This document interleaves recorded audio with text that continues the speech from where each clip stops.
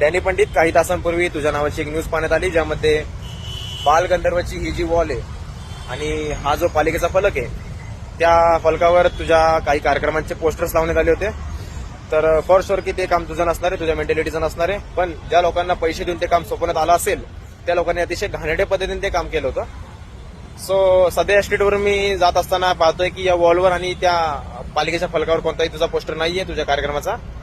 तर ते काम पोस्टर हटवण्याचं जर तू आणि तुझ्या टीमने केलं असेल तर तुला रिस्पेक्ट आणि तुझ्या टीमला मनापासून धन्यवाद. पण एका गोष्टीची तुला जाणीव असायला हवी डॅनी पंडित, की मी आणि संपूर्ण महाराष्ट्र तुझ्या कामाला आणि तुला मनापासून पसंत करतो.